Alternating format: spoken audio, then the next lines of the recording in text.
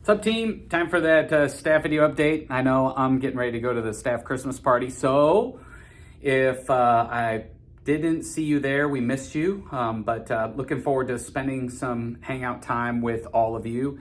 I suppose now would be the time to, you see what that says? Congratulations, Andy and Sarah. You are really formidable competitors. I'm really celebrating. No, the truth is you guys were awesome.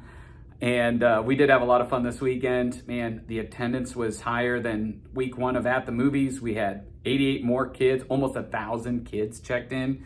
So I know the kids' dream team and the kids' team worked hard. Lots of excitement and energy. And just like with any sporting event, I'm sure there were a few people who were confused, concerned, and had questions, but the majority of our guests love it. And that's one way, if you have time, I put on our app video yesterday. It may not be accessible today, but we could probably enclose the link. I just explained a little bit of why being relatable is really important and how sometimes the further you walk with Jesus, the less relatable you become to the unbelieving world. I think that is part of our spiritual maturity, is how do we stay relatable with a world that's very different from us? Jesus left heaven to become relatable for us and even showed up in religiously difficult environments to help those individuals begin to see God a little differently. And so we're going to keep pushing into that, which means sometimes it's going to feel potentially a little uncomfortable. And I think that's in appropriate ways, that's healthy and good. And just proud of you, proud of the way our whole team leans in. And I think it's important to have fun together too. And it is a delightful and dreadful experience to step onto that stage and put yourself out there like that. And so thanks, Andy, Sarah, and Barb for doing that. We start a new series this weekend called Ready Player One. We're going to talk week one about our screen time and our use of technology.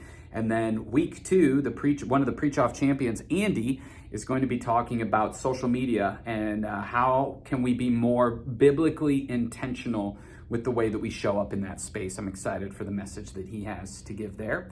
And then we get into our Places series after that, helping people hopefully open their eyes to some of the significant settings where Jesus and key stories in the Bible take place. We do have a few new pastors that have gone through the ordination process. So Brian Dickman, Paul Dobson, Erica Camp, Michael Wise. Congratulations to you guys. If you see them, give them a high five. And if you know of someone who you think may be interested in going through that process, let your supervisor know. I love the ways that we can invest in people who want to take a step in that direction. And I appreciate the work and the ways in which Luke has contributed to help kind of walk people through what it means to be a pastor and what's important. I think that's a pretty special contribution, Luke, that you make to our church and to our team. So thanks for doing that. But for now, let's take a deep breath and enjoy where we're at and what the stories that we get to celebrate. I saw a handful of people that I've been inviting that showed up for Preach-Off and enjoyed it. And hopefully we see them back next weekend. So that's all I got for you. Cheering for you, praying for you, and enjoy the rest of your week.